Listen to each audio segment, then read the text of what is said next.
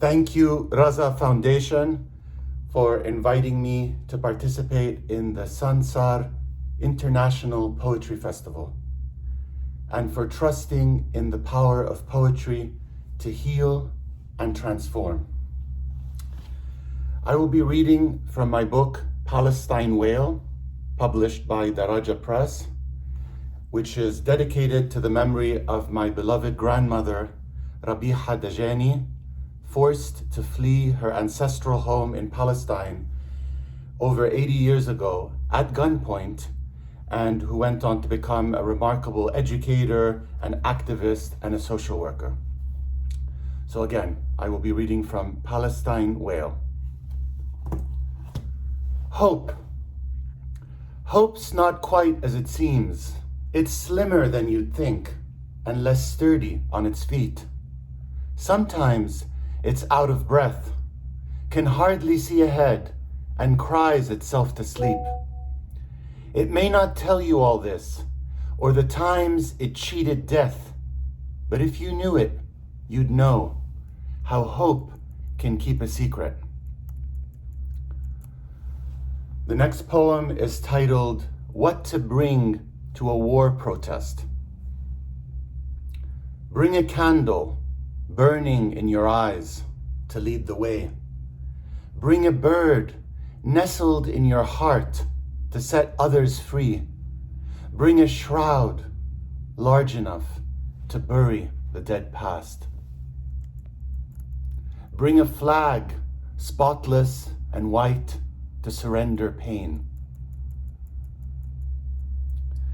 This next poem is actually inspired by a friend of mine in Gaza, a young poet who's been through unspeakable things, and in the last couple of years we've kept in touch. Why care about Gaza? Because you didn't have to run out to hunt for a spare tent in the middle of the night, chest constricted and frantic. Lucky you and your family were not obliterated by the raining bombs, demolishing your home, snatching your childhood memories, replacing them with the unholy stench of burning human flesh.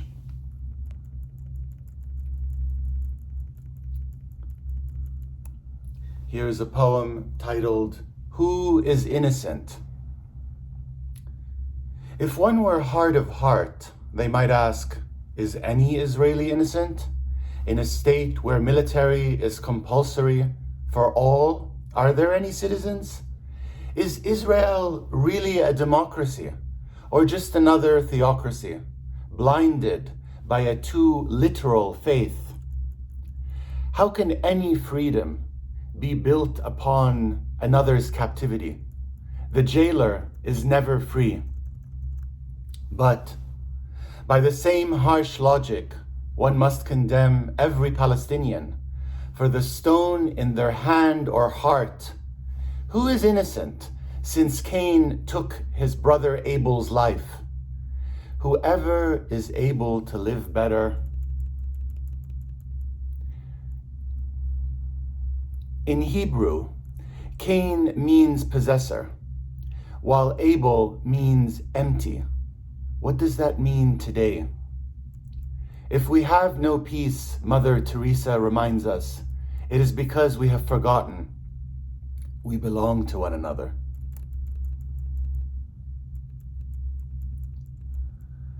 And this next poem is titled, What Tragedy Teaches Us. Our friends fall into different camps. Those who feel our pain as their own, without hesitation or calculation, will rush to our side, casting their lot with ours, seeking to hear and heal. Others, tested by fire or tempted by the world, we must try to forgive, whose tongues are tied or hands are bound by an unspeakable doubt or allegiance to another pain. At least they wish us no harm. And if they do not know us or themselves well enough. Forgiveness only matters, Derrida argued, if we forgive the unforgivable. If you and I cannot remain friends because we do not see eye to eye, how can we call for peace in our world?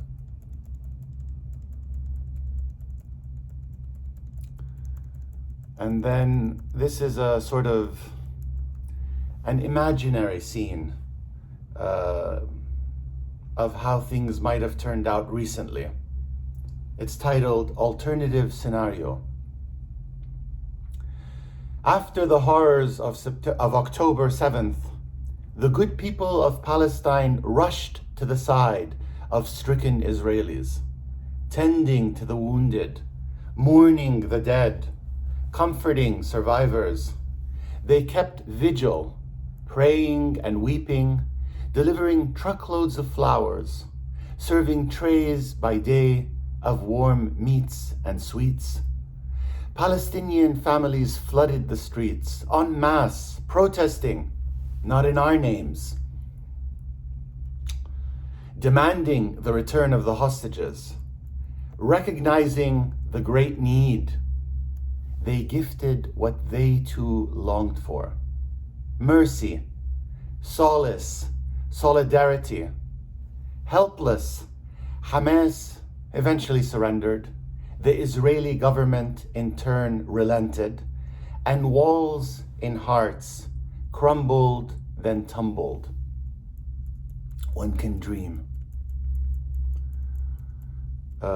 This dream is followed by its antithesis, which is unfortunately our reality, titled Waking Nightmares.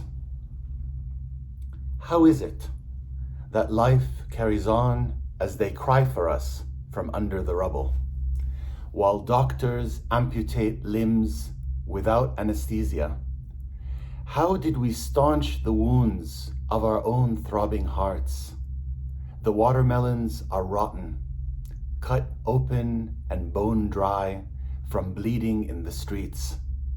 Watered tears, I shudder to imagine the future of these sad seeds. What terrible fruit will grow? And here is an open letter to Israel, written actually well before October, the dreadful October. This is titled An Open Letter to Israel, and it opens with a quote from Nietzsche: "He who fights monsters should see to it that in the process he does not become a monster. Tell me, what steel entered your heart? What fear made you rabid? What hate drove out pity? How could you forget that how we fight a battle determines who we become? When did you grow reckless with the state of your soul? We are responsible for our enemy. Compassion is to consider the role that we play in their creation. If you prick us, do we not bleed? If you poison us, do we not die? And if you wrong us, shall we not revenge? Strange how one hate enables another, how they're like unconscious allies, darkly united in blocking out the light. Yes, we can lend ideas our breath, but ideals, peace, justice, freedom, require our entire lives. And all who are tormented by such ideals must learn to make an ally of humility. Truth and conscience can be like large, bothersome flies. Brush them away, and they return, buzzing louder. Tens of thousands slaughtered, half of whom are children? No. These are unbearable casualties to ignore, to speak nothing of the intangible casualties, the damage done to our collective psyche, trust, and sleep. No more nightmares, please. Give us back our dreams. We can still begin again, and must. Wisdom is a return to innocence. a very short poem written in the last couple of years, which has been read in festivals internationally by poets throughout the world, which has been very reassuring to know that there are people of conscience everywhere who do not represent their corrupt governments. This is called Say Something. If you're uncomfortable saying genocide, say mass murder, say boneyard, say unmarked graves, say pity the children, say humanity under the rubble, say Lord forgive us the enormity of our sins. At least say not in my name. I'm waiting to hear from you. Please say something. And this is kind of a companion piece that speaks for itself about the overwhelming toll of all of this. During a genocide, you will find that during a genocide, most words lose their meaning. Some sound empty and others strange. Apart from unceasing prayer, eloquence takes the form of tears or kindness and solidarity. Even a quiet moan or sighing is preferable to false words, or worse, a loud and wounding silence.